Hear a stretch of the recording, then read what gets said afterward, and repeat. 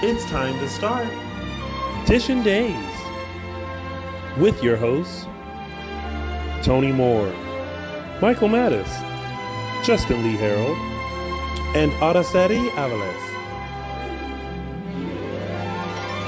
And now, let's dish. Hello, everybody. Happy Sunday. Welcome to Dishin Days, where we're serving up a full dish of this week's episodes of Peacock's exclusive #1 award-winning hit soap opera, Days of Our Lives. If you haven't already, make sure you are liking us and following us on all social media platforms.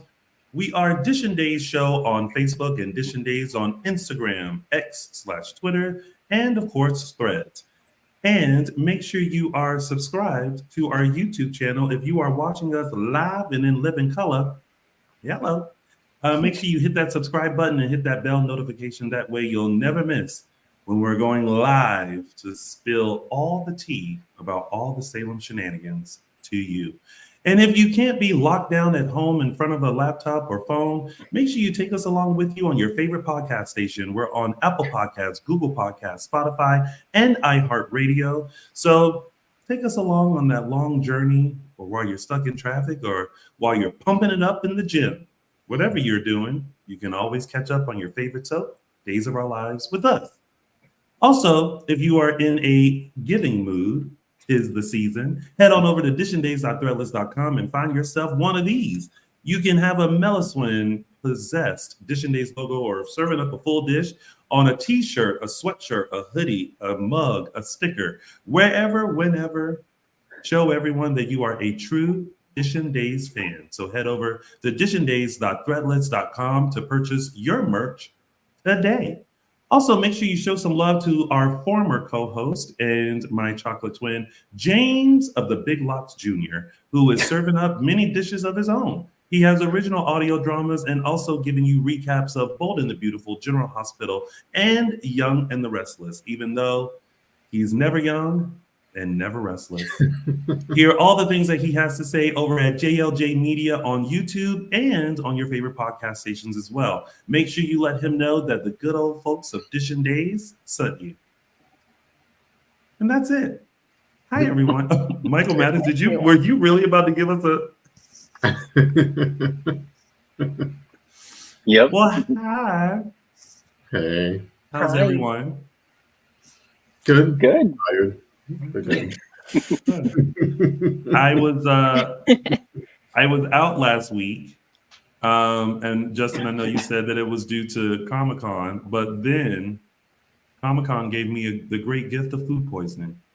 Oh, that's right. So yeah, so I was definitely out. So while I wanted to tune in and dish some days, yeah.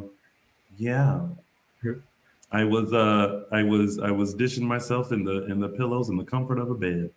Oh no! Sick. Yeah, it wasn't from the concessions, was it? It was. Let me tell y'all something. If you ever look at something and know you're gonna get sick, don't eat it. No matter how hungry you are. What was it? Pizza. Mm-mm. That I literally looked at him pull out of the oven, and I looked at it and I said, "Sick." Mm-mm. And what I should have said was, "Baby, put that back in the oven for about 5 more minutes." 5 more minutes. 5 more minutes. When this comes out, this needs to be slightly burnt. Okay. Mhm. I need the cheese to look orange because it's full of grease, and I need the ends to look black. That's what we're looking at. But no, not me. Ate it anyway. Oh God. We'll never do that again. So how was, aside from that, how was, thank you all for your condolences. I feel much better now. How was this week of Days? I was telling you before the show, I watched the entire week as I usually do, but I know the events that happened, but in terms of like asking me to remember specific conversations, not going to happen. Not gonna happen. There were a lot of conversations. Yeah, It was a lot, just so much. All and after a few conversation. minutes, I'm just like, and it wasn't really the conversations. I felt like a lot of them were very fruitful. Like some of them, it was moving things along and whatnot, and others it was just like shooting the shit. And I'm like, okay, whatever. It was very unentertaining. Mm-hmm. Yeah, it was kind of like an info week. There was a lot of I feel like there needed like some sort of action or something, but it was conversations from Monday to Friday, and we got talking. Some stuff we got good, some things were revealed, but it was a lot of talking and just talking.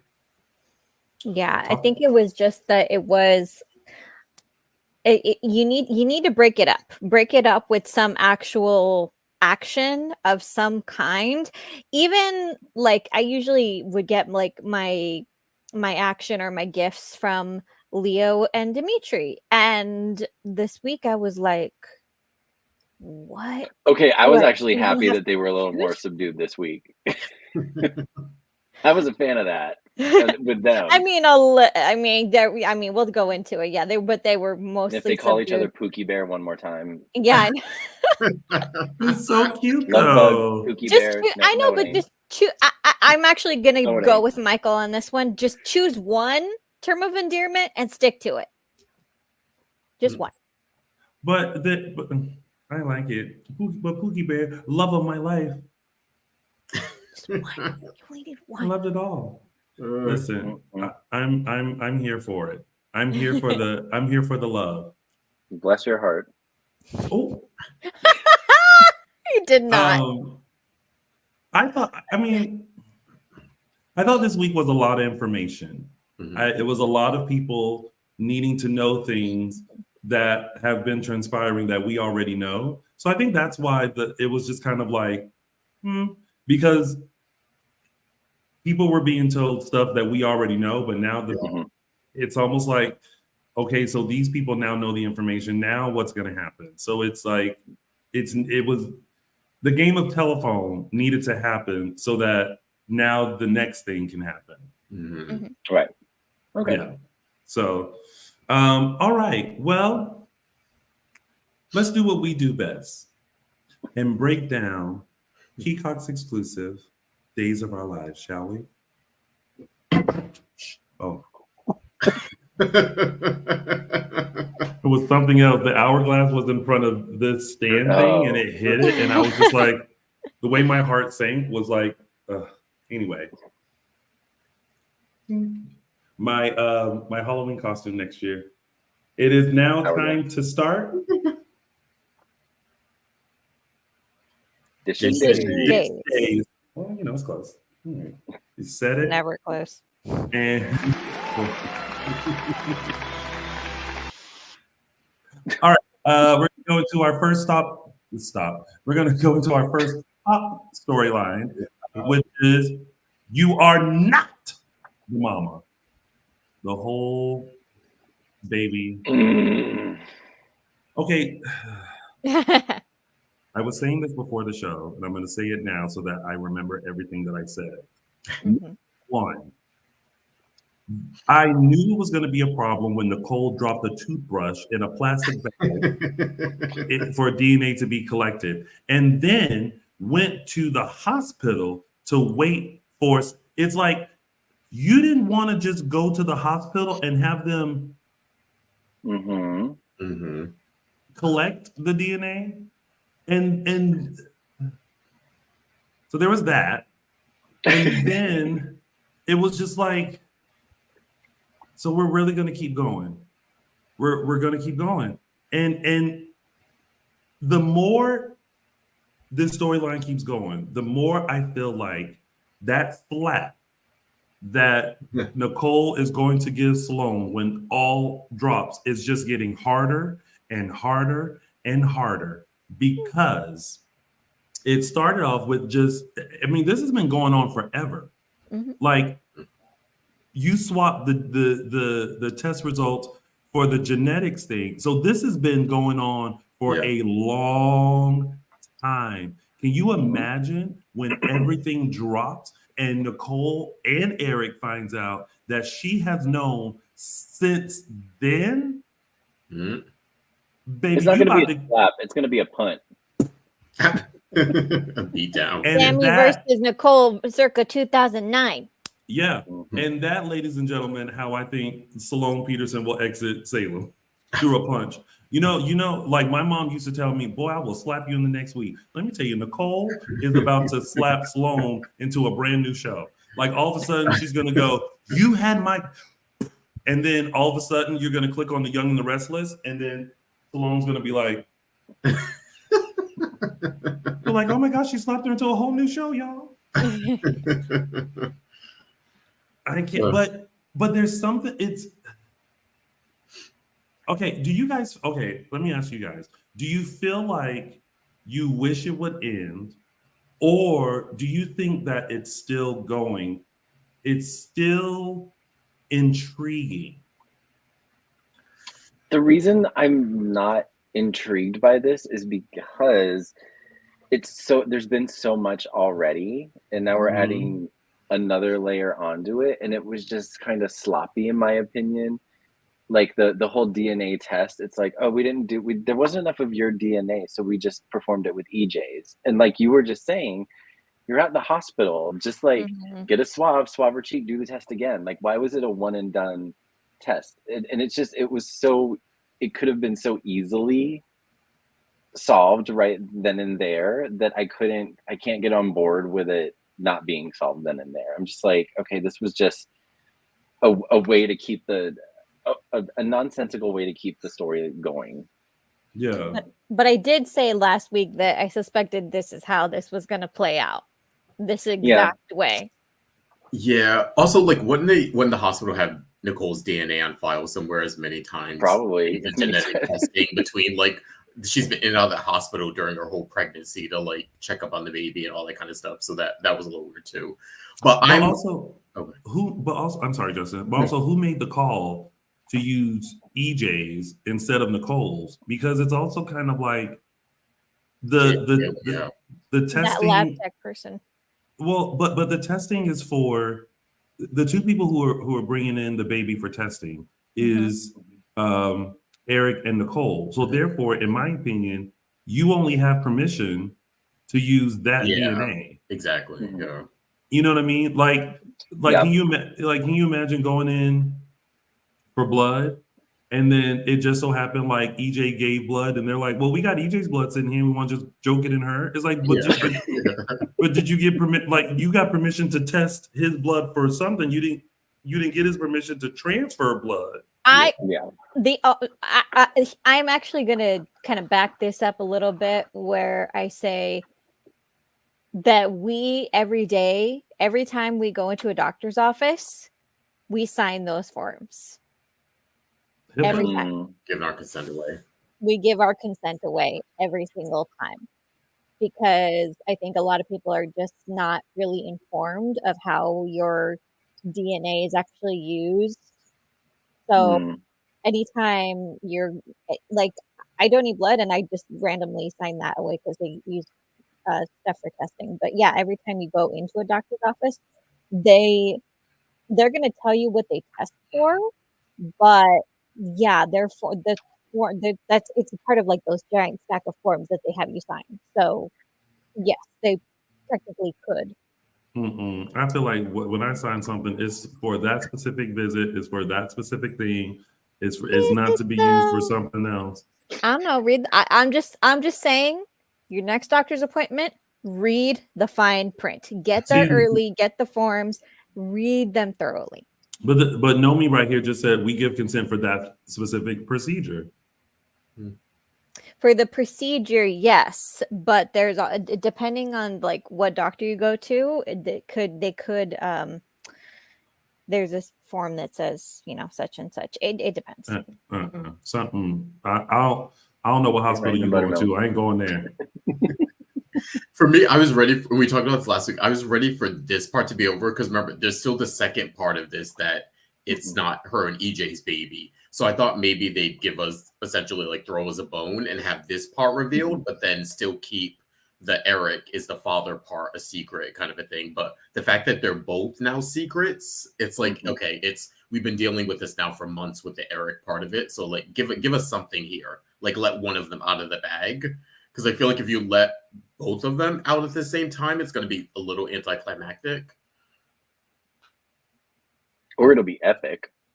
I mean, I guess, but I feel like it's about to be epic because hello, Kevin O'Connell. Thanks for coming back and watching us. Yep, we're still here.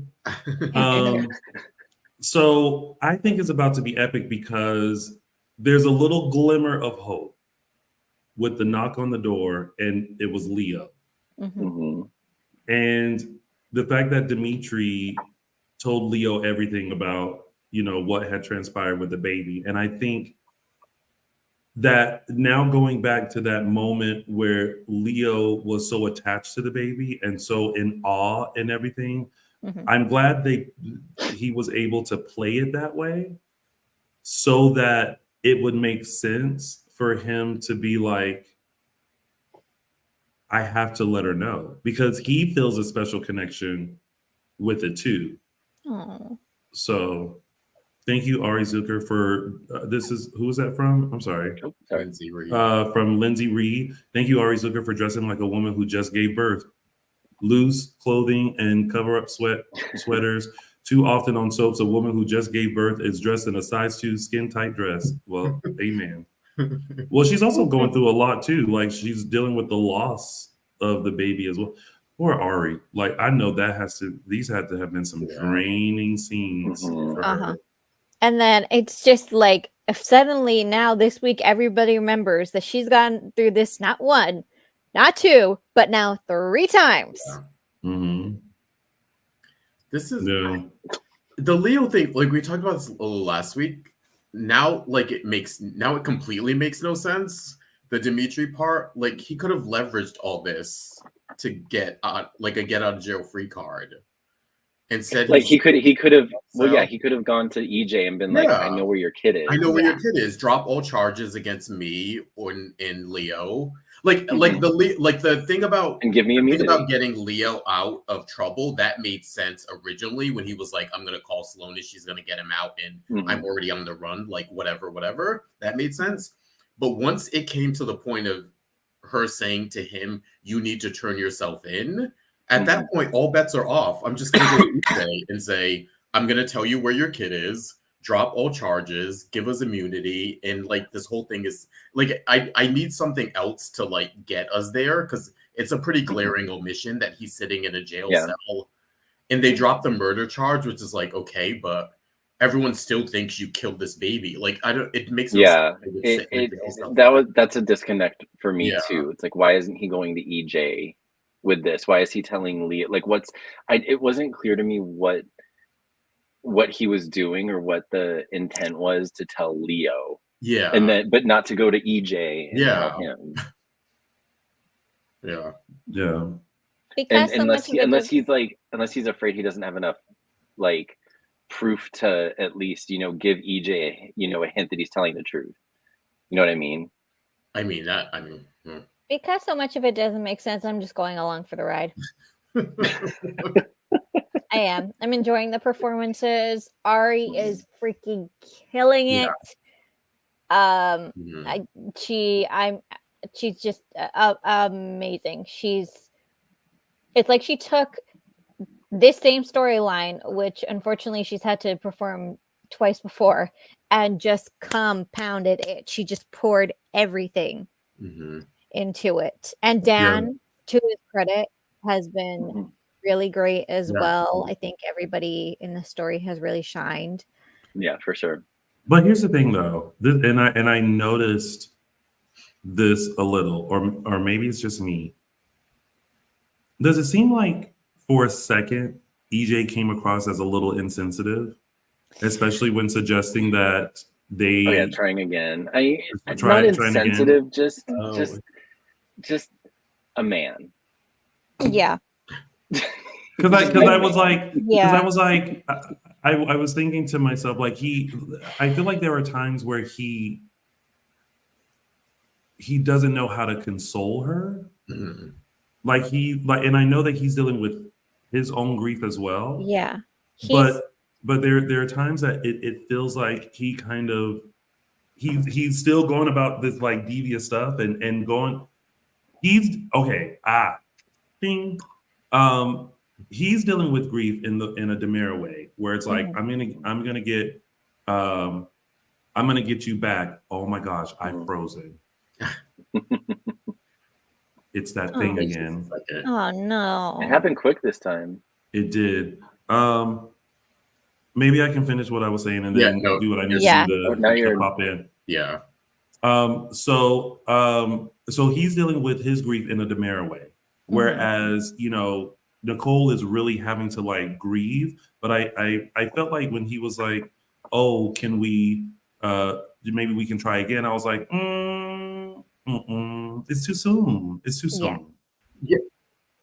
I thought it was him. I mean, I think it's a little insensitive from her perspective, but I thought it was maybe like he thought it was a little glimmer of hope of like, hey, like this is possible now. And I think it might have been spurned by the fact that this baby was an accident, so they weren't even planning for it. Well, of course they weren't, because it's actually not his baby, but according to him, he, it's sort of like, oh, now we can actually plan for a child now that we know you can carry a baby to term. I think he was trying to give her a little bit of hope of like, this isn't the end for us. We can still have a baby.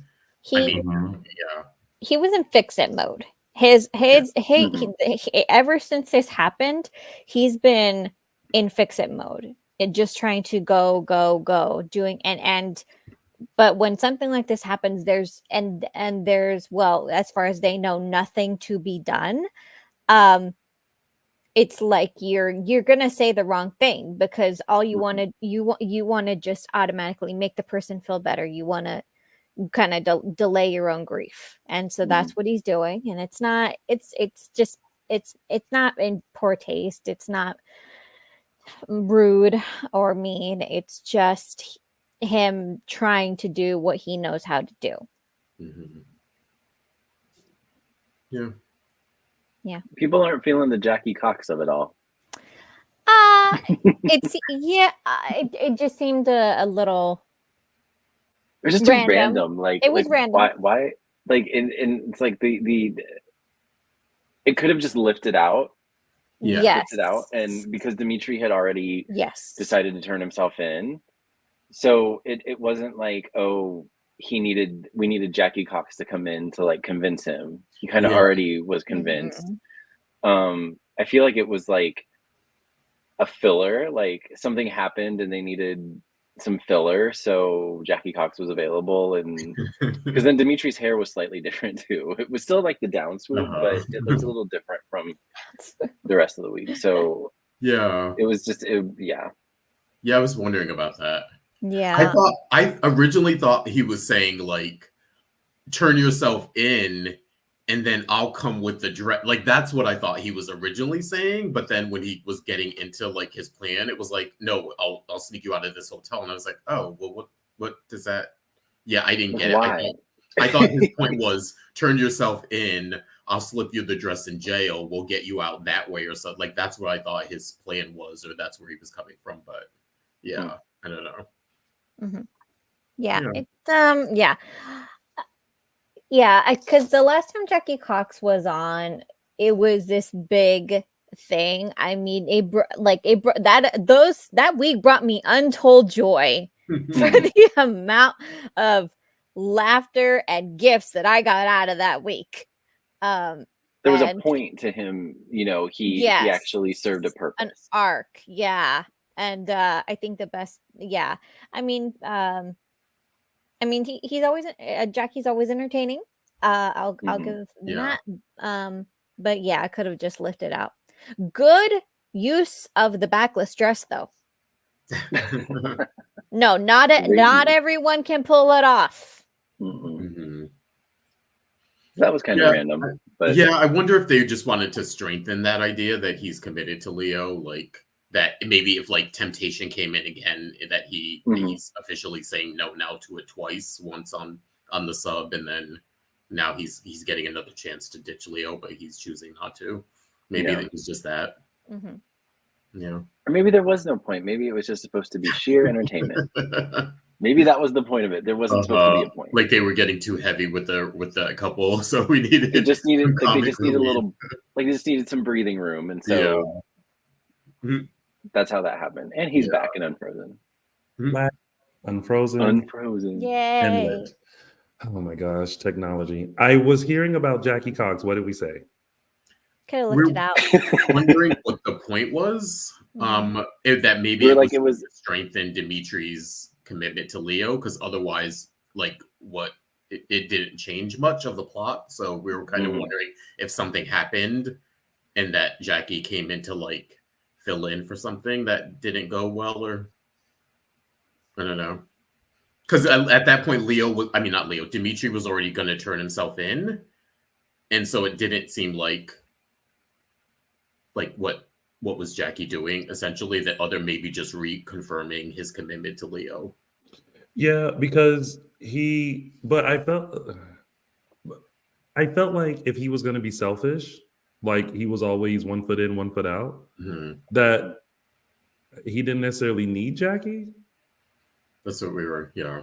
Well, I was saying, I thought originally that he was going to the plan was to sneak Dimitri out of jail. That's what I thought Jackie was proposing, but that wasn't what she was saying. What I was gathering was, it was let Leo rot. You come run away with me, and you could almost be with me, because there was like some flirtation happening a little bit. I mean, at one point when it was happening, I was like, "Ooh, do we get to see Dimitri in drag?" That's right. And I started getting happy. I was like, "Ooh, okay."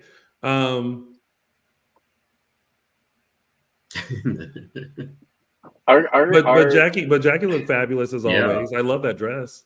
I said yes. Not everyone can pull off backless. That is hard to do.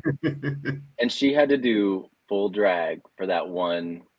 Not even 60-second scene. Yeah. Oh my gosh. The hours and hours just to be like, bye. Right. The props to her for that. But no, the consensus between us was that it was entertaining, but that it could have lifted out, and there was no change. No change, so maybe that was the point. Maybe it was just meant to be entertaining. Maybe there was maybe they needed some filler. Maybe there was like a block, because now they're talking about, these episodes were written during the beginning of the WGA strike. So maybe something wasn't written and needed to be filled in. Jackie Cox was in town, who knows? And they just, filled it with that. But well, remember there was like many years ago, there was a scene, I think, with like Kate and Julie. Yes. And we were like, was this just added? And they were like, they needed a scene to fill in. So, maybe this was that, and maybe it's setting something up for the future. Of like us being reminded of the connection that they had, as far as like in Beyond Salem, when he was the ISA agent, and their first interaction then, and and maybe it's just setting it up for something in the future. Who knows? I completely forgot that part too. I forgot. Me too. So when like Dimitri opened the door and was like, "Yeah, I remember you," I was like, "From where?" And then they explained, and I was like, "Oh yeah, that's right. Yeah, I forgot that Jackie was in the first Beyond Salem." Yeah. So Lisa Rinna. Yeah.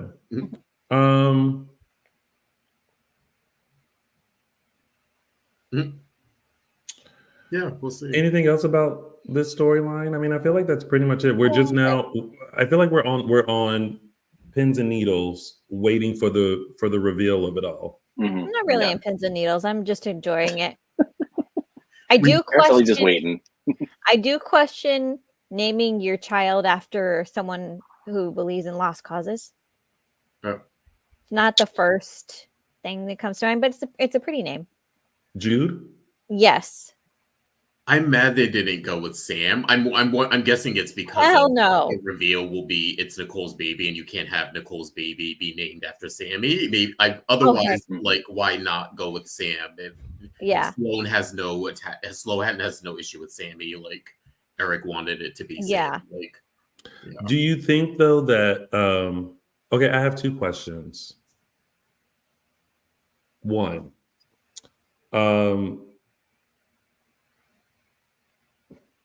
how do I phrase this?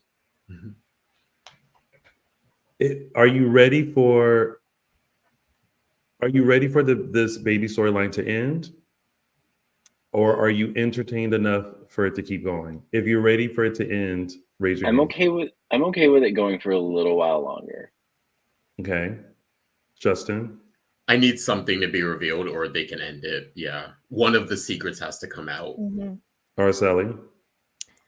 I'm gonna throw I need a grenade to be launched into this storyline, and that grenade's name is Sammy Brady. I'm 1 foot in, 1 foot out. There are moments where I'm just like, oh my God, can we please reveal it? But then as she keeps getting safe and being like, Yeah. I'm like, bitch, you are in for it. Like, I'm starting to feel real bad for her. Okay, my second question is, do you think that once everything is revealed, that they will keep the name or they'll change it? It I think they'll can't be change it. Eric Jr. What? Sorry, Michael. What? I think they'll change it. You think they'll Oh, I change think it? they'll keep it. You think Keep they'll it. keep it? It's a neutral it. name that doesn't have a connection to either one of. Well, honestly, it has a connection to Eric, so maybe that's why they'll keep it. Yeah. No. It can't be Eric Jr. And honestly, I totally forgot that Eric was Eric also Jr. named- EJ.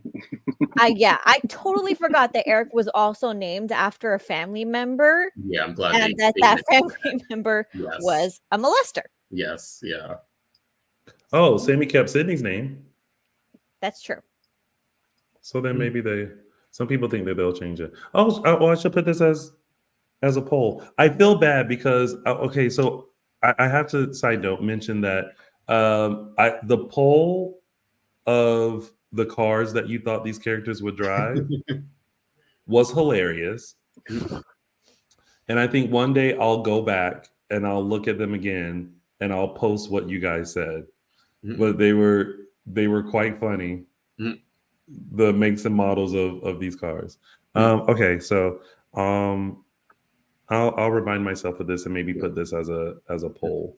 And yes to Roman finally thawing on Sloan. Like, it was actually starting to irritate me a bit. So I'm glad that they had that little part. I mean, again, it's obviously going to blow up soon or maybe not soon. Yeah. But Yeah. I was like, okay, like you can get over whatever bad feelings you had of this girl. Like, she's now your daughter-in-law. She's the mother of your grandchild, as far as you know. Like, like cut her some slack. Yeah. I mean, he can go ahead down the road and hate her for things she's actually done, but to hate her because she didn't like the clam chowder is just a bit much. Yeah. But I mean, that's a slap in the face, though, when you don't like someone's food. That's true. Yeah. I mean, Araceli, imagine you cooking for us and we being like, ew. It wouldn't happen. How do you know? Because It's not a not person alive who has eaten my albóndigas has had a complaint. Well, not a person who's gone through the Brady Pub has had a person an issue with the clam chowder, and in walks Sloan Peterson. But creams are different. Creams are kind of iffy. Food is food. Love is love. And look at that. You feel some kind of way already, and it's hypothetical. Anywho, well, let's move on to the next storyline. We'll see when that all comes out. But now it's you are not the boyfriend, and he was the husband. Not the Tyler Perry. Oh my gosh. Okay. First of all,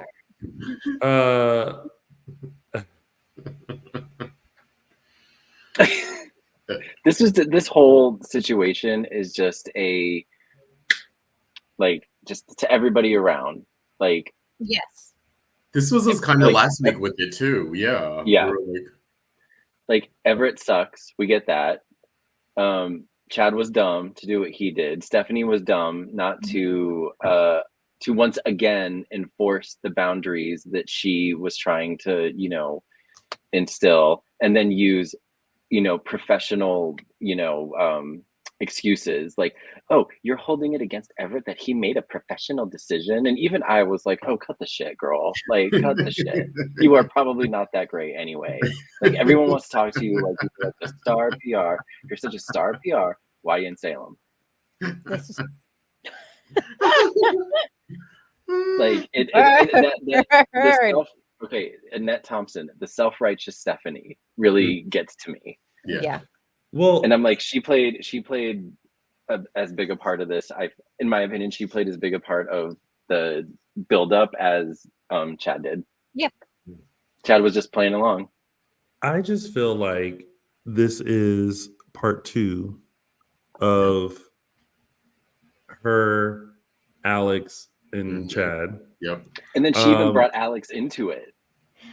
There was no reason for her to give that key to Alex. And I'm just kind of like, but also someone, I didn't watch the full clip, but someone also posted when Chad was with Abigail and how it was that issue with Jake. I said this last week. Mm-hmm. Well, now we can tell by the voice that you probably said it, but but I was like, so, okay, part of the character, Chad is jealous, but it's kind of like at some point you need to samadana. Like you can't just, but it's almost like now an eye for an eye. Chad, got jealous and fired Everett, and he's like, so tell me, Everett, honestly, did you come back to Salem for Stephanie? And Everett's like, yes. But I don't think that was ever like a lie. He said that up front that he had come back for her, and then he backtracked and said, but now I know that she's with you, blah, blah, blah. But then it's like, but why can't Stephanie see that? Why can't Stephanie see that? Why can't Stephanie see, she has to create a boundary with him as well. Oh, all of a sudden I'm going to go in your bag and, I found this ring and, you were going to propose to me, to which she then threw that in Chad's face to be like, this man was going to choose me. Oh no, I'm not. And I'm living with someone who doesn't want to marry me. And I'm like, I was like, that's so bitchy. Like, what he's been through, the struggles, and you're being a complete biatch right now. But also, and I'm just thinking Stephanie is just like, she's like, the self-righteousness comes out, and it's like, you need to want to marry her now, or because she's such a great effing catch, But I think it's the fact that I don't even know if Chad sees himself with her. That part. I think that's the bigger thing. Like, yes, you're going through your stuff or whatever, but it's like, at one point, do you say, admit to yourself, yes, I'm still going through my grief with my wife. So, number one, you should have taken things slowly, meaning Stephanie shouldn't be living in that house. Stephanie shouldn't be around your kids like that. But at some point, you say to yourself, I do feel once I get through this, I am so appreciative of you and I'm so in love with you that, yes, I see myself with you. Because right now, y'all just playing house. Yes. And I think that's what irritates Stephanie, to which I can understand, because it's like she would have been married with Everett had he not went to the post office to mail off that letter. Oh my God. You know what I mean? Which we still haven't seen the medical record. Yeah, I'm officially in the camp that he's lying. Do you have Tony? Have you given more thought since our conversation a few weeks ago? Well, there's two things that's still happening. One, as he's talking as Everett, I'm still pushing through that is not Nick. Yeah. So there's that. Two, now with the introduction of Jada and the reveal that that's the ex-husband, I'm like, I need a timeline as to when did all this go down. I love the fact that they they did give somewhat of a timeline of like, this is when Jada's cop career first started, because she was like a beat cop, you know what I mean? So this is like very early on, and how everything happened. But I don't know, it's like another layer. But y'all know I have to comment on these photos. That that engagement photo, one, it's like the cutest, corniest, put together like photo. It's like Elia, where you at? Get in this chat so you can explain. it's like Yes. it's everything that you would imagine like getting proposed to like at work and being like, oh, you did it. Yeah. And look, I know that soaps move fast, and I'm usually so forgiving. But guys, they didn't even bother to change Jada's manicure. Oh, Oh, whoops. really? Oh, I didn't It even know. has the exact same nails that she has in the engagement photo. Come on now. Now, to be fair, maybe at some point maybe that's part of the old faithful. Yeah. No, but they're like very distinctive white, like perfectly good tips. They were too. It was no. Well, let me tell you this: they definitely dug through the archives and found an old picture of Blake, where he was younger. So he was just, you know what? I honestly would just love a collection of the photos that they use on Days, just for my own personal folder.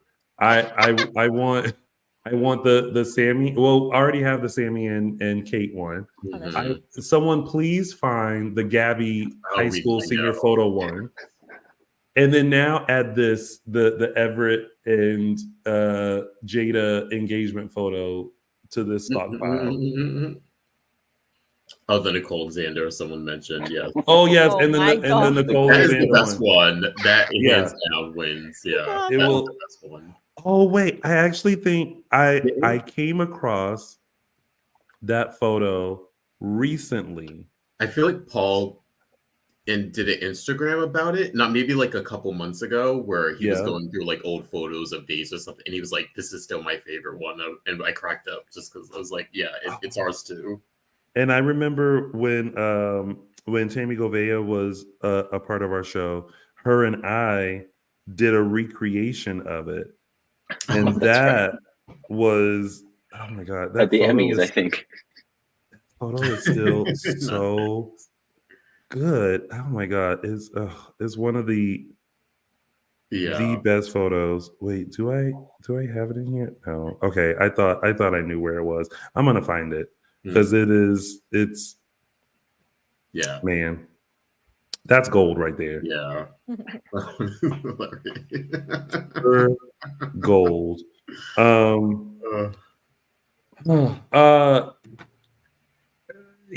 it's this storyline becomes more intriguing, and Everett becomes more intriguing. Yes. Because there's a history. Yeah. I need a timeline.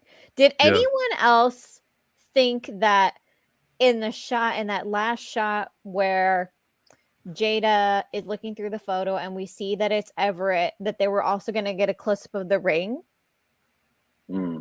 I was so convinced that they were going to like close up on the ring and say like it's like the exact same ring. Oh, it's the same ring. No. Maybe I'm just like maybe I'm just like projecting, like I really think that Everett is that bitch, but oh yeah, because after that it cut to Everett, like with the ring, and and I'm like, not you just buying one engagement ring and just like peddling off. I was convinced, and I still.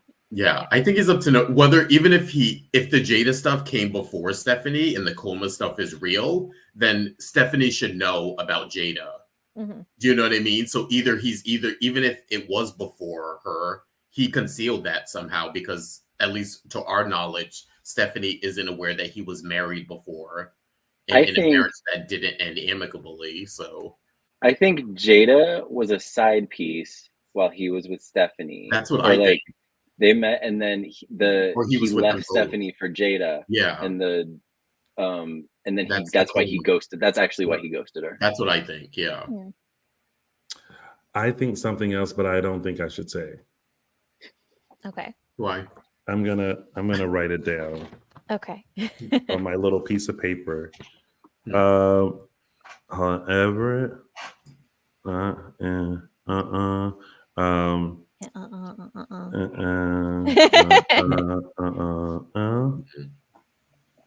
either way, he's hiding Jada. He's hiding his past with Jada for a reason. Yeah. And otherwise Stephanie would know that if he came before. Yes. I mean, Stephanie is just, I think she's got so many blinders on because she says that things were going well with her and Everett, but there's no mention of like her even thinking about marriage when their relationship was over. So it was, so something's happening. Hence the dun dun dun. Yeah. Do we think Jada and Rafe should move in together? Yes. I don't mind it. I think they've been together a decent amount and they're grown adults. So I don't mind. There are no children involved in this one. So I think it's a little bit more safer. Mm-hmm. Yeah, I don't mind it. You know what it is that this just feels, we don't have much to compare it to with Jada, but in terms of Rafe's history, this just feels so like his best fit in terms of the right person, with the right history at the right time. Because who has Rafe been with? Hope? Sammy. Sammy, Hope, Ava, and Jada, right? And Nicole. In terms of girlfriends. Nicole. Huh. For girlfriends, yeah. Kate was one, but not a girlfriend. Yeah. And it turned Kate too? Not a girlfriend, but he was with Kate, yeah. He was with Kate. Yeah. Not married to her, but yeah. So it's just like right person, right time. You know what I mean? Yeah. Mm-hmm. Yeah. Oh, Carrie. Well, yeah, not a girlfriend, but Jordan, yeah. Goodness gracious. He does have a lot. I know he's been with a lot of people. I hope he's been to the hospital to get tested, you know. It was funny. I was actually when Jada was saying I want to hold off a minute, I actually thought she was gonna bring up Ava. I thought that was gonna be like an issue of like, listen, I thought she was gonna make a point of he tends to move women into his home a little too soon. So that's what I thought she was gonna say, but yeah. But that one was Nicole. That one was on Nicole. What is that? You. Me? Is it? What do you hear? I thought I just heard up like a plane. Yeah. That's what I heard. Yeah. That's me. Oh, that's you. Okay, Burbank flight. But Araceli like went into Araceli's voice at the same time, and she's like, "What is that?" I'm like, "That's you." Like, no, that wasn't me. Well, all right. I don't have anything else. Don't mess whatever's going on with Everett. Just don't mess with Jada and Rafe because I don't think there would be a need because I don't think she would. I think Jada is beyond that. I think Jada comes across. Yeah, Jada comes across as a person who's like, that's a moment, and I learned from that, and now moved on. That unlike Stephanie, Jada's not going to let her, I'm all that attitude blind her to whatever. If Everett tries to do anything, if Everett tries to come between Jada and Rafe, Jada's going to pick up on it, and I have confidence that Jada will actually stick to her boundaries. Mm-hmm. Oh yeah, I know. I don't think that. I just think just no drama. No drama. Jada is such a wonderful person. I'm sorry. Protect Jada from all the drama. Yep. Amen. All right. Well, let's move on to our last storyline. Oh boy. This is so exactly well how I feel. Oh, you're still here? Okay. Show of hands, how many people are over Konstantin? No, yeah. Justin, you are not. I was glad. We talked about this last week. How I just love Konstantin is pure camp to me. Like the actor is like, I feel like the actor's in on the joke with this one. Where I feel like in the past other characters would have been more annoying, but he's so over the top. But with the accent, and I feel like I said, it's campy, and I think the actor's in on it, and he's portraying it that way. In terms of like real life, like this is silly. Like Maggie, how are you getting duped by this guy? Like It's too much now, though. It's too much. At first, it was kind of campy. Now it's just gross.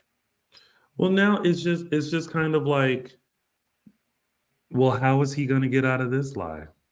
Yeah. Because the second he told that story about like the guys and and he was like, they let me out of the debt under one condition, and I literally out loud went, "You can't go back to Greece." Yeah. Oh yeah. And 2 seconds later, it was like, "I shall not return to Greece," and I was like, and then he mentioned, unless I get married. And I was like, I know, yeah. I literally wanted to jump into the Brady pub and be like, "Hey, Constantine, hey, honey, listen, just go ahead and go, because yeah, we tired. Yeah, you doing too much.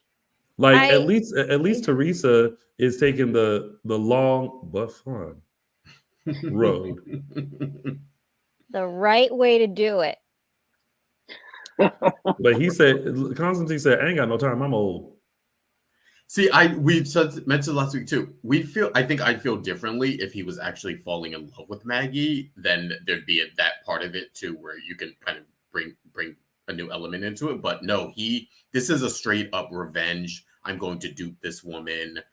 It doesn't even seem like he's not even. They've given us no clue that he even generally cares about her. So it's literally is, I just want this woman's money. I need to screw over Victor. I need to get revenge. That's it. Which is I why can screw over Victor. I can get rich. I can dupe this poor woman. And who cares about her, because she is the widow of my, what's the word I'm looking for? Sworn enemy. Enemy, yes. Yeah. Like, who cares? Just pay me. And I guarantee you on Victor's enemies list, because Victor would be one to have an enemies list, this guy's not on it. Yeah, I know, right? Victor's like, Constantine who? Like that guy that owes me money from my teenage friend who owes me $1,000. Like, yeah. We're over it. We're over it. So much. Steve is on the case. Black Patch is on the case. John was the smoothest going into the. Yes, I died. Going into where? Jesus, don't forget him. What was that? When he walked into the pub, he saw Maggie and Constantine, and then did this like circle or dance, like, and it's like they probably saw you. I know, he was like tiptoeing around the back. That cracked me up for some reason. And maybe it was just the way Drake did it. That was so funny. Actually, I have to go back and watch it, because I think I was looking down. That's very much a moment where like you walk in and like people clearly see you and you're like, yeah, right. Yeah. You're like, maybe if I do this, they won't. Yeah, it's like, maybe if I turn around, they won't see me. To be fair, they didn't. Yeah, because it was funny. Yeah. It was right after like Constantine was grossing Maggie out. So it was funny because I feel like usually that scene, the person would just leave and then watch them from the window or something. I feel like that's how the scene usually goes. But just the fact that he was like, nope, I'm gonna still go in. I'm gonna commit to this. Yeah, it was kind of it was hilarious. I can't like this anymore. It's no longer campy. It's no longer fun. It's icky. It's nonsensical. It's inevitable. I'm running out of words to describe how much I don't like this. Did you use the word overdone? Yes. Thank you, Debbie Bright. Yes. Also, can we leave Shane alone and let him work? Can we stop bothering Shane? He's like, I can just see Shane. Like, first he got a call from Stephanie, and then he was like, "Damn, what do these people want? What? Leave me alone." Yeah. But ironically, it's like, I mean, come on, he's gonna recognize his daughter in 2 seconds flat. I know. Like, I mean, we recognize Teresa 2 seconds flat. He won't. No, they'll write it that he won't. He doesn't recognize her. Yeah. It's like, leave Shane alone. I like how she still has the hoodie. Someone mentioned that in the chat room. I know. She like curled curled up with the hood up and everything. I was like, I was like, girl, you just had sex. And you're like sweaty. She's like, I need the hoodie. I need the hoodie. It's winter. It could be cold outside. Oh God. Baby, it's cold outside. Also, side She should note, have burned that hoodie. You don't keep the clothes that you committed a crime in. It's true, but also it's like a generic black hoodie. She's probably like, it's like the most generic black hoodie.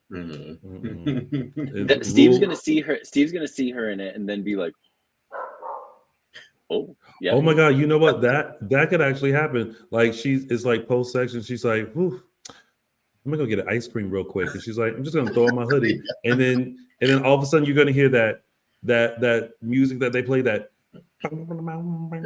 like that one. And it's like, and then it's gonna be like, and then Steve's gonna be like, wait, Steve's gonna be like, and then she's gonna be like, what? And then he's gonna be like, you, and it's gonna be like, and then it's gonna be like generic black hoodie. You say that, but watch. Yeah, I think you're right. Her blonde hair was coming out of it though. Yeah, I know. That's how he's gonna. The hoodie's gonna be positioned exactly like that, and that's how he's. He didn't see her though. Oh, like from the from the photo. I think you're trying to tell from that. Yeah. Side note: when y'all were talking about Shane, can you imagine having that kind of job where you have your family calling you, being like, "Hey, exactly. Can you look into this real quick? Like, you're not working on anything, real quick." Like, that's just like the head of the ISA. Come on, like, you're really just calling in for that. Like, that's just like us when we know each other, when we know someone that like works somewhere. It's like, hey, you can get me in, right? Like, you're not busy. Yeah. You're fine. Oh yeah, this is every person who has a doctor or a lawyer in their family. If it's a doctor, hey, what is this? What is this? What is this right here? I got, or it's a lawyer question. Hey, I'm here in Target, and I got. Can I sue? Is there a case? I work in entertainment law, but you know, right? You're a lawyer. Right. You know all the law. You are right. Oh boy. All right. Well, we'll see what will be uncovered with Maggie and Constantine. Lord, she just can't get rid of him, no matter if she pays for everything. It's like a bad virus. Right. Well, those were your top storylines, and we're gonna move into some tidbits. But before we do, we just want to give you some quick reminders. Number one, follow us. Follow us on all social media platforms. Dishin Days Show on Facebook and Dishin Days on Instagram, Twitter, and Threads. Also, make sure you subscribe to our YouTube channel, which is Dishin Days. Also, find us on your favorite podcast station. We're on Apple Podcasts, Google Podcasts, Spotify, and iHeartRadio. And also, buy some of our merch over at dishindays.threadless.com. And make sure you show all of your love to JLJ Media on the YouTubes. And now, we go into our tidbits, and it's our first tidbit with Buco de Stefan.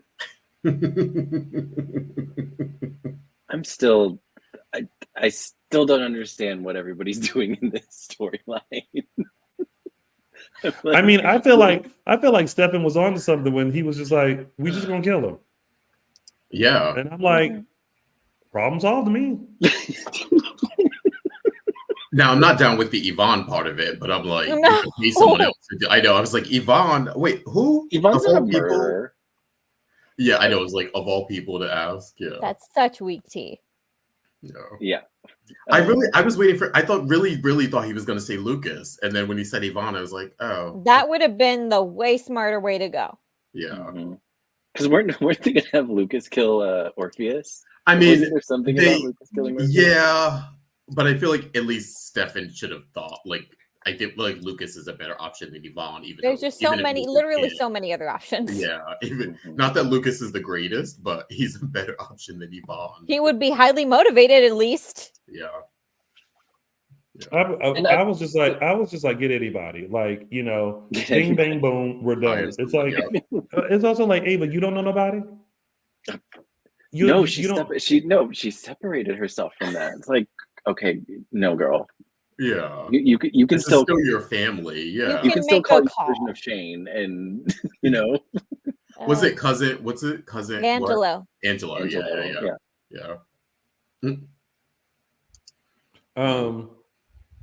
I mean, you could easily get somebody to shank them, or like do something. Yeah. But yet they're still going to keep going, and now it's like deeper and deeper because now Harris is like, I'm on this case trying to stop the drugs because now he has a personal vendetta because somebody took his keys, Ava, and stole the drugs, Stefan, and now he's like, oh, how could I let this happen? And now this is the part that also makes so little sense. Like, of course, Harris would be suspended without pay if he lost his keys, and that led to evidence in a major drug case being stolen. The suspended without pay is the least that would happen. Yeah. Just kidding. I know. It's like I was like, what is that? What is going Rafe's on? joking with him now. And then when Paulina came in, it was like, what is this about? I hear evidence. And they were like, yeah, sorry about that. I was like, it's like Barney Miller. What's the Barney Fife? Was it who's the bumbling or Andy Griffin, whoever the bumbling cop was. Yeah. Well, sorry about that. Even Paulina's like, y'all are dumb. D-U-M, dumb. Paulina's like, I should have built that. Paulina's out at the point where she's like, I should have built that Price town, Yeah. This town's 50 shades of effed up. Should have run mess. it all over. Oh God. Oh yeah, Wendy and Tripp were on this week as well. Wendy's back from Hong Kong. It sounded like no one came to the funeral. I know. Except her. Except her and some family. Oh God. And yes, I think they should move. Yeah. Because Wendy will forever just be remembering her dead brother on the floor. Which I still hope that Lee is not dead. Yeah. Plus, has that place had a deep clean with all the like move-in and move-outs that have happened? Like, I think it's time to get a nice new place with some new carpets, some fresh paint. I mean, no cooties on the wall. There have been 2 murders in that apartment in the last month. Yeah, right. There's been a lot of hookups. There's been that place probably just smells nasty. At least one threesome. You take one of those blue lights into that apartment, it ain't gonna be pretty. No. The couch in the living room, all the bedrooms, the kitchen probably. Oh my god! Oh my god! Oh my god! Oh my god! I'm picturing it. Oh. Listen, we know real estate in Salem is It's just like you flash the light and there's just like it's very scarce at the moment. Yes, remember when Brady, Chad, and Xander were all looking at the one available apartment that was in And isn't Brady still living with John and Marlena at this point? Oh, yes, yeah. And he's added a son, which is all semi-retired people, grandparents love. Tate's your room grandchildren stinks. move in. Your Ooh, teenage that room stinks. Teenage, ugh. Teenage funk and mess. Just crack the blanket right in half. So basically, all of Salem is due for a cleaning service. Oh God. Well, first they got to get rid of the drugs. Then they can actually get rid of everything else. So there's that. Well, we'll see what goes on over at Buca de Stefan. I'm actually gonna. I do want to point out one quick thing that I really appreciated. This is probably the only thing I really cared about in this storyline, which was the conversation between Chad and Stefan, which was I forgot about that part. Which was a great callback. It was a nice cover, and truly, like, the best lies come out with like a grain of truth, which was that, yes, let's call back to this history that Stefan and Abby had. He did care about her. He is sorry. And while it's not the main reason he wants Clyde dead, it's it could definitely be a compounding factor. Reason. Yeah. It's a reason. Yeah. I mean, one of many now. Yeah. Still think it was a good idea.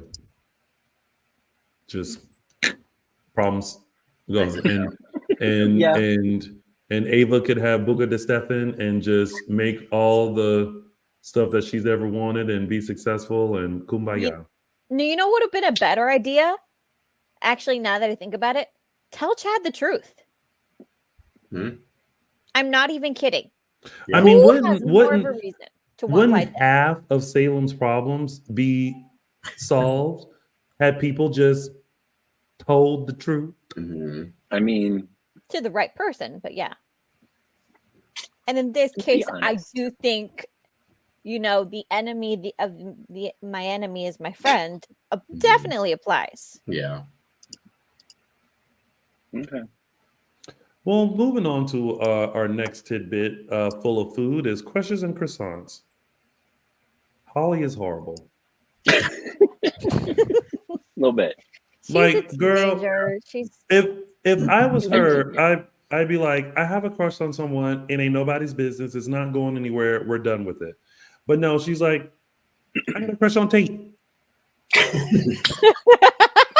And it's like, then to take, don't touch me. Yeah, like play along with me, do my bidding, but don't touch me.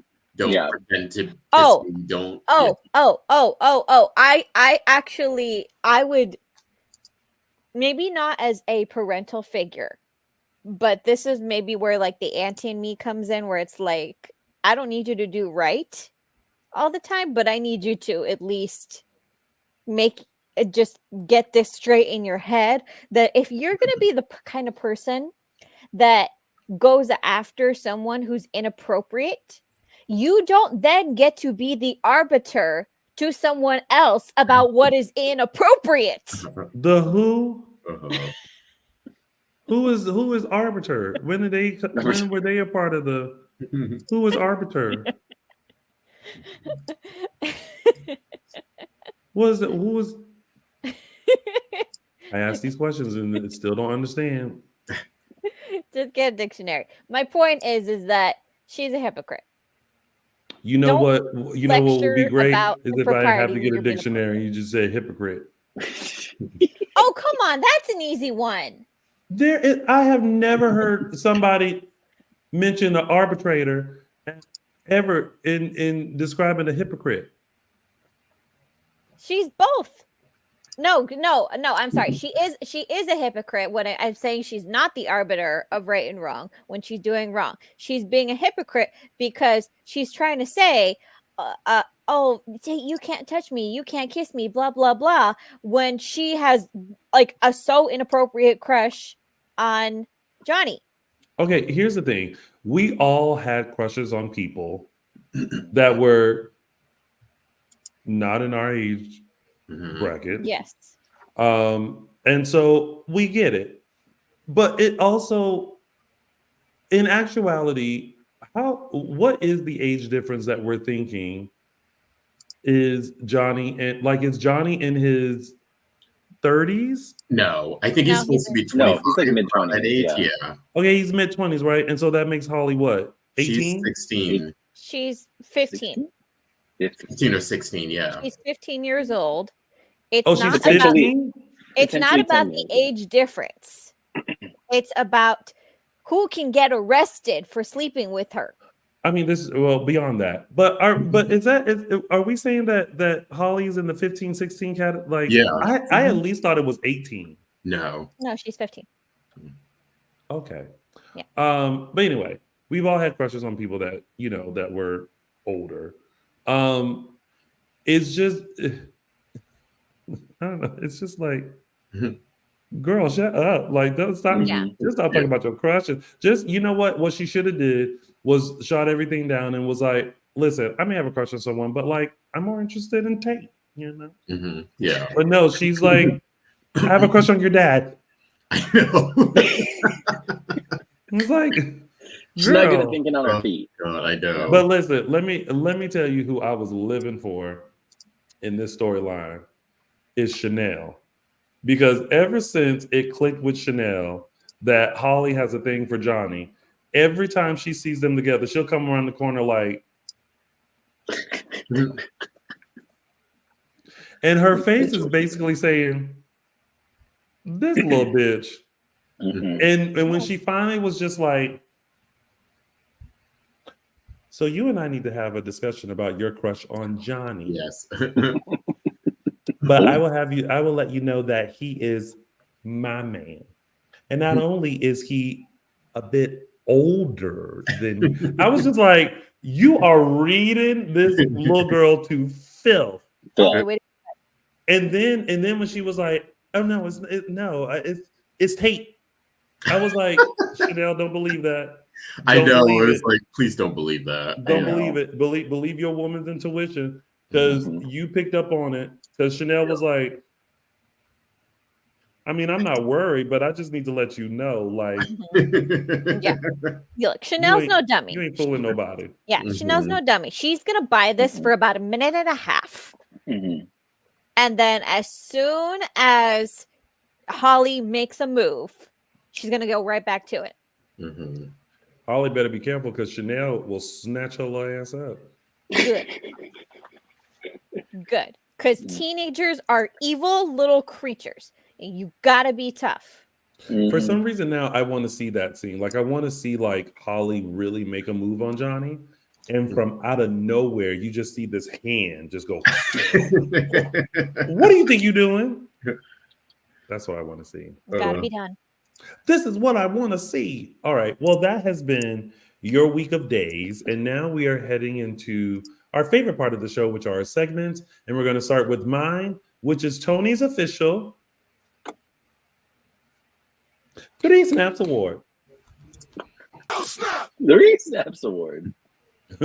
3 Snaps Award. So listen, this week I have to give it to the women of Salem. Did you have I don't have it? I must have when you when you left, it must have yeah. I'm gonna give it to the women of Salem: Chanel, Stephanie, and Nicole. Oh, Stephanie? Yes. Okay. And here's why. Okay. One, for Chanel. First of all, I didn't realize I had to convince you about my 3 snaps, Michael Madness. But here's my case. I'm allowed. You don't have to convince me, but I'm allowed to disagree. This is why. With one. We'll see how Michael Madness feels. This is the first time in history Michael Madness is like, oh, okay, well, convince me, bitch. So with Chanel, that moment with her and Holly where she was just like, look, ho, I'm on to you, and it's cute, but that's my man. And I was like, yes. And then of course with Nicole, she has just been giving it and laying it thick, and the fact that she was on Sloan, the fact that she was on Sloan like white on rice, I was like, yes, Nicole, give it. Now with Stephanie, when she went to Chad and basically was like, oh, you mean to tell me how you used a dummy company in order to purchase half of the Salem Spectator to fire Everett? And when she literally laid into him and was like, basically about his jealousy, about there was a man that actually wants to be with me. He was going to propose to me and not you. And just pointing out everything, I was like, yes, Stephanie, sometimes you just have to have a moment where you lay this all out to a man and be like, I'm on to you, you little bitch, and you ain't going to keep doing this stuff to me. You remember what happened to Alex? I dropped him and I can drop you. So the women of Salem get my official 3 Snaps Award. Now, before we move on, Michael Madness, was that okay? No, still not convinced. Chanel and Nicole? Yeah. Yes. Stephanie, no, because she was just as much of the problem as Chad was. She might be, but she confronted his ass, and she got my snap for that. Well, good for her. Bless her heart. Well, then let's see who's the winner of our next category. Category. We're giving awards now. Caption that. All right. This week's Caption That Photo comes courtesy of Steve and John looking at the computer, doing investigating. And this week's caption goes to, there's two. This week's caption goes to Stephen Griggs on Instagram with his caption, "Got it, found Constantine's OnlyFans." Oh my God. That's hilarious. Runner up goes to Paul Telfer, who put his hat in the ring with his caption, "Geez, Patch, if you keep looking at all that stuff, you're going to go blind in the other eye. Let me show you how to delete your browser history before Kayla gets home." Oh, no. And I'm going to add to that when Judy Evans said, "This is definitely the winner, hands down." Oh, Oh, I didn't see Judy Evans said something. Yeah, Judy replied afterwards and was like, "This is the one." Oh, so funny. Love it. So thank you, Stephen F. Griggs, and thank you, Paul Telfer. I love it when the stars get in on it too. That's hilarious. Yeah, that was a good one too. I'm gonna say thank you to Paul Telfer, but Stephen F. Griggs, why would you put those words together? What To words freak you together? out. You know what? I looked at that and I was like, no, I read it. I was like, who's not gonna like that? Araceli. This is the one. It's like who thinks of that and says those words should be put in the same sentence together? What? And that has been.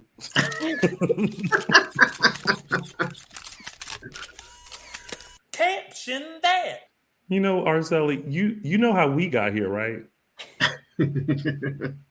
Okay. Probably wasn't by OnlyFans, but okay. Well.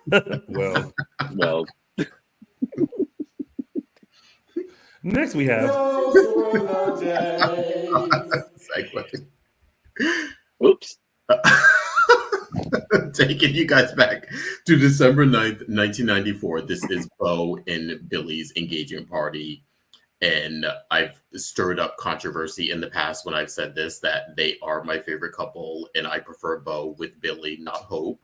And here in the screen, as we said, we have not Hope again. This isn't Hope. This is Gina Horton looking on with Alice Horton. And this to me was like the best time of Days, this like 90s stretch where we had Bo and Billy and then sort of Hope coming back as Gina at this point before the Princess Gina stuff. And this, I think, one of their best triangles where it wasn't a bad person coming in. This was three sort of interesting characters who were mixed up in this unfortunate circumstance and just trying to find their way out. And it took years to like sort out.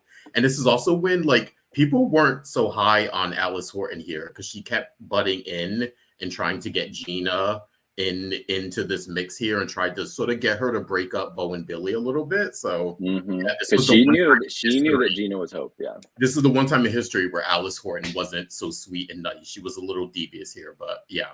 December 9th, 1994, Bo and Billy's engagement party. And those were the days.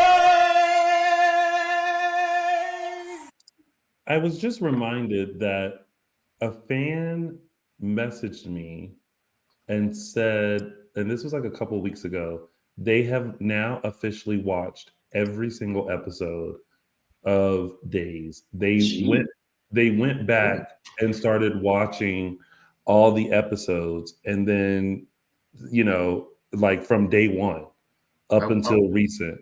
And it took them like 7 years, some months, and some days to like do that. And I was like, where they were surprised where they get them from. Yeah.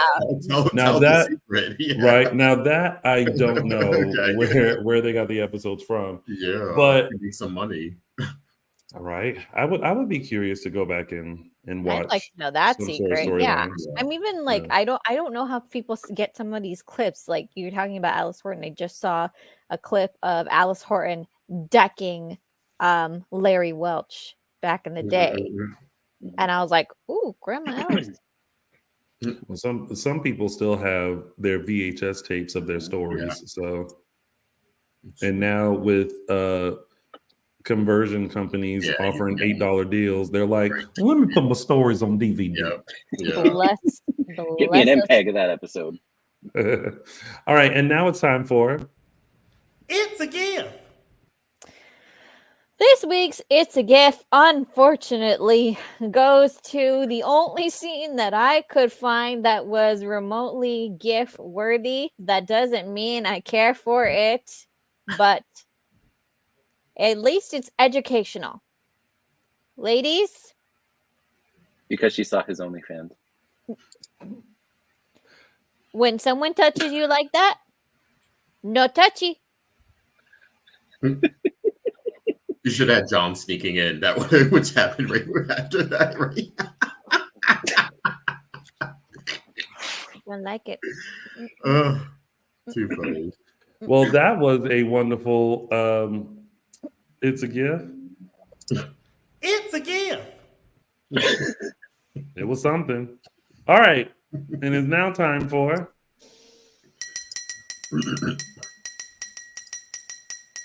News and gossip. We are starting off with something really fun and cute. We had a new addition to the Days of Our Lives YouTube page, this time with Steve Burton and Tamara Braun. This one was really cute. They're playing a game called This and That, which is sort of Would You Rather. This one I like because we especially when it comes to Steve Burton, we don't get to see his personality too much on the show, and I think that's a complaint we've had about showing more of him and expanding his character. But here he gets to kind of be funny and show his personality with Tamara, who's always fun and sweet. And they do a game of Would You Rather, and they answer both as Steve and Tamara and as Ava and Harris. So it's cute. Both videos are up. One of them quizzing the other. So go check it out. It's fun. It's cute. Is it cute? Yes. It's cute. God, that's cute. Next up, guys, it's happening. It's officially happening. The 50th annual Daytime Emmys will officially air this Friday, December 15th, 9 p.m. Eastern, delayed Pacific time. They will also stream Paramount Plus. And guess who will be there? Your fine host of Dishin Days will Yeah. be in the house on the red carpet, letting you know who's who and who's wearing what and who's going to be there, which is a bigger question. Yes. Right. Anything can happen. We don't even know. But tune in to find out. Next up, we have Spectrum Celebrity Events. We have our Daytime Pride event, which is happening Saturday, March 23rd of this coming year in National Harbor, Maryland, with Mike Manning, Colton Little, Kate Fairbanks, and Cameron Grimes, hosted by our very own Mr. Tony Moore. And then we have the Orlando VIP dinner with Freddie Smith. This one for Spectrum Celebrity Gold members only. If you'd like to be a Gold member, you can check out SpectrumCelebrityEvents.com for all tickets and information to both. And the VIP dinner is happening Saturday, February 24th of the new year. So, yeah, really fun events coming up. Mm-hmm. Another fun event this coming up is a Christmas Zoom concert presented by Star Image Entertainment. This one is going to be starring Eric Martzoff and friends. Tickets are available now at eventbrite.ca/Star Image Entertainment. Last but not least, we have, this one is Star Trek fan events. This is Peter Porte, Ari Zucker, Eric Martzoff, Emily O'Brien, Paul Telfer, and Stacey Hyduke. Happening April 13th through the 14th. This is Hasbrook Heights, New Jersey. All tickets and information go to StarTrekFanEvents.com. And upcoming events for the day players. This will be for next year. February 24th and February 25th, Dania Beach and Orlando, Florida. And then the boys head in April 20th and April 21st to Batavia, Illinois and Detroit. Tickets and information is available on the dayplayersband.com. And of course, realize that if you're in Orlando, the dinner with Freddie is the day before the 24th. Mm-hmm. And then the next day you can go see the day players. So yes, plan your trip accordingly. Mm-hmm. Also, I just thought about this. Let us know what you guys think about all the events. We always share events with you guys on how to meet your favorite Days stars. But do you go to them? Are you interested in them? Do you go like to the website? Let us know. I'm curious. That's just because I'm nosy. But I just also want to make sure that like we're getting the word out. Yeah. Well, now it's time to find out what's coming up on this week's episodes of Peacock's Days of Our Lives. It's the anniversary of your dad's passing. Your dad would be so proud of you. There's so much history between us. I'm getting all the familiar signals. I don't know anything about your ex. You got a pick? This is going to be the best Christmas. I'm afraid I have some bad news. My son is dead. But what if that wasn't true? Oh. I'm intrigued. Yeah. Interesting. Got a Happy pick? holidays. Yeah, of course. I mean, I would have asked that too. You got a pick? But the way she said that, she sounds like she's drunk. Yeah, I they were. mean, it's a girls' night. It's happy hour at the Brady It's Pub. girls' night at Brady Pub. All right. Well, Well, come to the bar. Whatever. no, they wanted a table. You know, they're gonna cheer it up. You know, they're not Well, single the place that gals. closes at 7:30 p.m. Okay. As John catches them. Well, thank you guys so much for tuning in to another discussion of your favorite Peacock exclusive Days of Our Lives. Before we head out, Michael Mattis, where can the folks find you? You can find me on Instagram and X/Twitter at MLMattis. Justin, where can they find you? Find me on Instagram at Justin Lee Hareld. And Araceli, where can they find you? You can find me on Instagram and Twitter at Tia323 Araceli. And you can find me at Lounging with Tony on all social media platforms. And you can find all of us on our social medias, Dishin Days Show on Facebook, Dishin Days on Instagram, and Twitter and Threads. Next Sunday, we are starting 1 hour earlier. That's right, 2 p.m. Pacific Standard Time, 5 p.m. Eastern Standard Time. We will be starting 1 hour earlier. So make sure you tune in, and you definitely don't want to miss this show next week. Stay tuned to our social medias for upcoming announcements and all of that. Until then, we hope that you guys have an award-winning week. You see what I did there? And thank you guys for tuning in to Dishin Days, where we serve up a full dish of your favorite Peacock exclusive #1 award-winning hit soap opera, Days of Our Lives. Have a great day, everybody. Bye. Bye.